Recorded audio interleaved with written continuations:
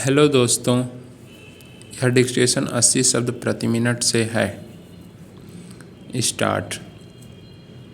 अध्यक्ष महोदय, पैसा देकर लोगों को जासूस बनाया जा रहा है।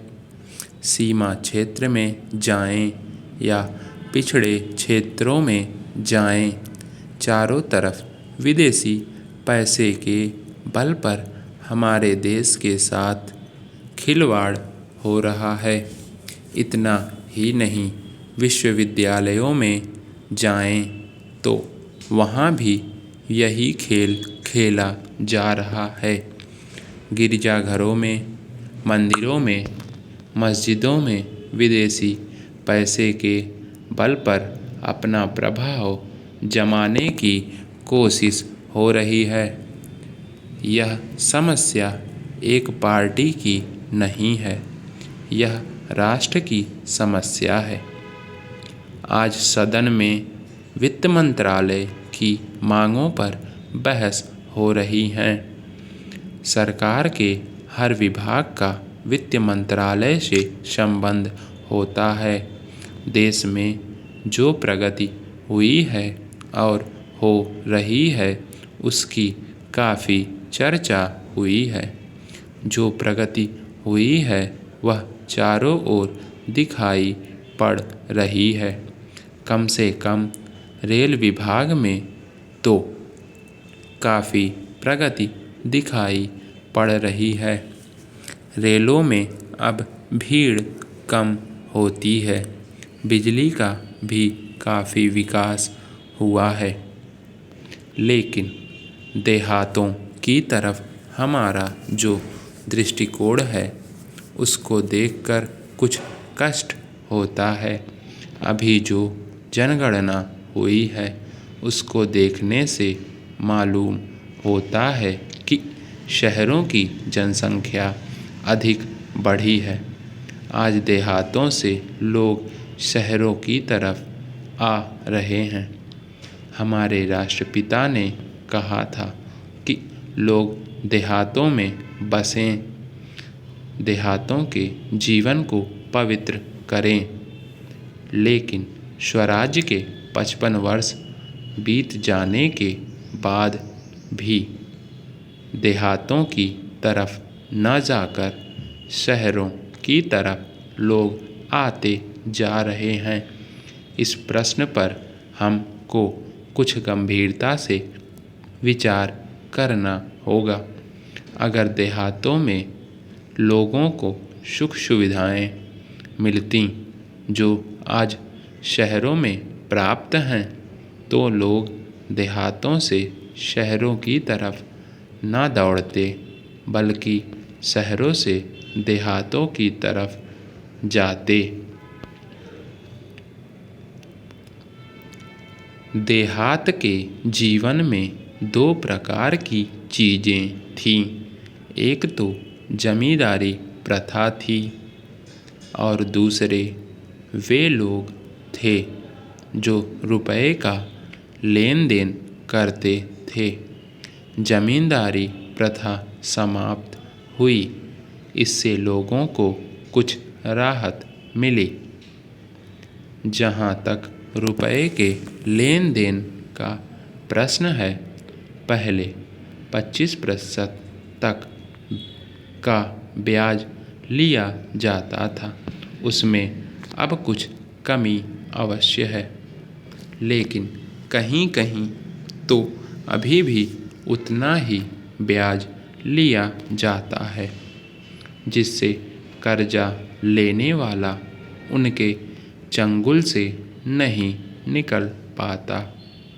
सरकार भी अब उचित दर पर कर्जा देने लगी है।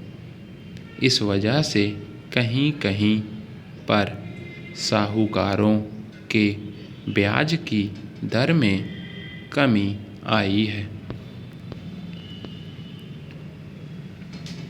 सभापति महोदय, जिस भावना से मैंने यह बिल पेश किया है, उसके महत्व को सरकारी और विरोधी पक्ष दोनों ने एक मत से अनुभव किया है कि देश में बेकारी की समस्या एक भयंकर रूप धारण कर रही है और इसके कारण हमारे देश का विकास, चाहे वह सामाजिक हो, आर्थिक हो या सांस्कृतिक हो, रुका हुआ है।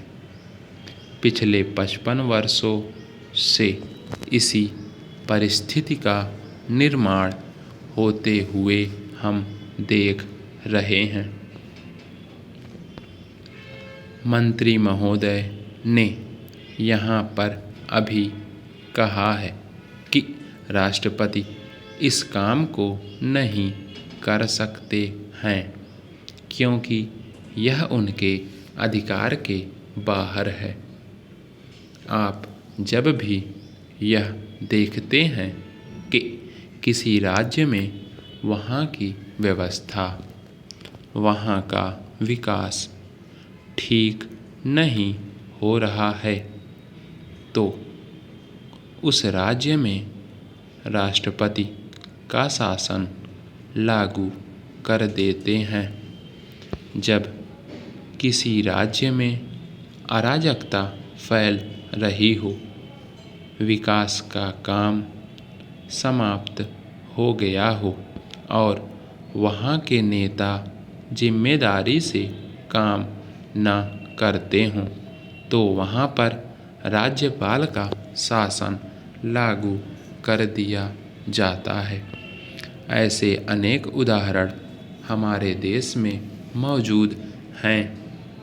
इसी प्रकार हमारे राष्ट्रपति सबसे ऊंचे अधिकारी हैं और अगर देश में इस तरह की स्थिति काफ़ी समय तक चलती रही तो राष्ट्रपति को आपातकालीन स्थिति में इस देश की सुरक्षा के लिए, इस देश की प्रगति के लिए सारी जिम्मेदारी अपने हाथ में लेने का अधिकार है।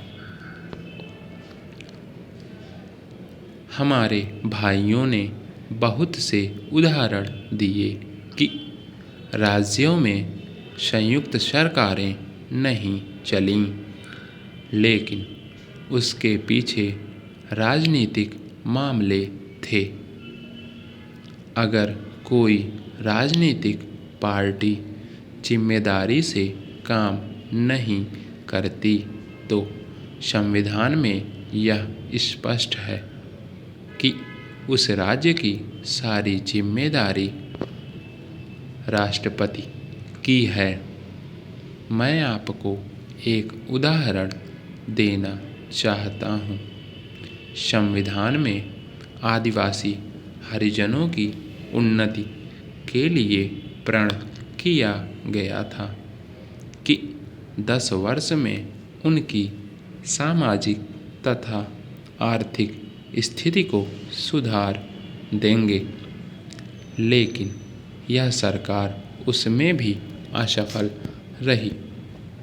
इस समय को 4 बार 10-10 साल के लिए बढ़ाया जा चुका है, लेकिन फिर भी उनकी आर्थिक और सामाजिक उन्नति नहीं हो रही है।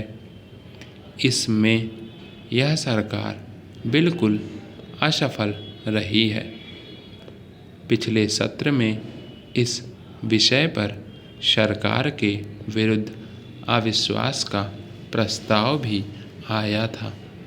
इसलिए मेरा कहना है कि भारत में इस समय जो बेकारी की समस्या है वह इस ढंग की समस्या है जिसके रहते सारे देश को उन्नत बनाने की व्यवस्था हम सोच रहे हैं।